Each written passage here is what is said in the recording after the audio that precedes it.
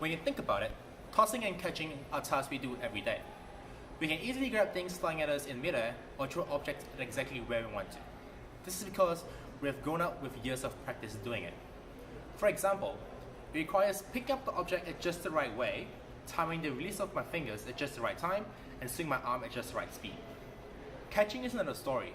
It requires tracking the object as it flies through the air, anticipating the object's trajectory, and grabbing the object at just the right time. So we wanted to see if we could get a robot to do this simple task, because there's a lot of nice things and benefits of tossing and catching. It's pretty energy efficient because you don't have to move your whole body to get the object in the right place, and you can throw it somewhere you normally can't reach. Robots can use tossing and catching to collaborate with each other without having to be within reach. In our project, we started to simulate how the robot arm would throw and catch in the virtual world. We realized that the simulation can't hold the real world, which meant that our tossing and catching algorithms has to be adjusted.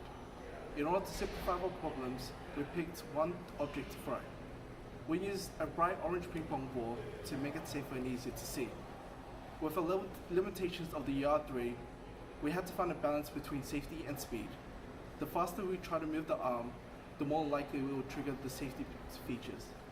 We tested several different throwing motions like underarm and overarm to figure out which one gave us the best distance.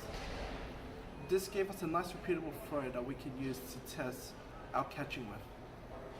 Catching seems like a trivial task for a human, but it's difficult for a robot.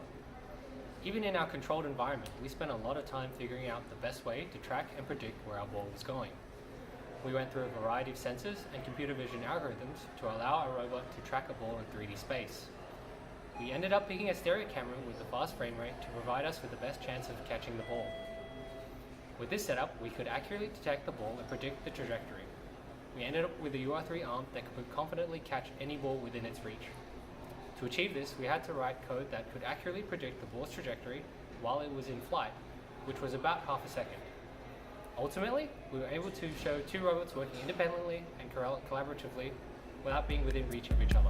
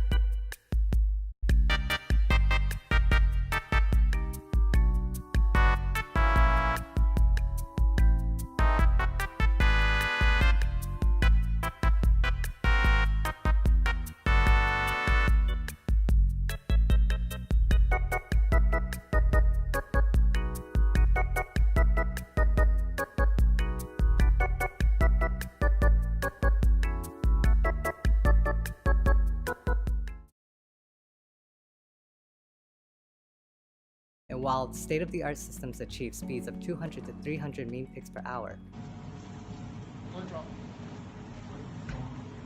Oh no!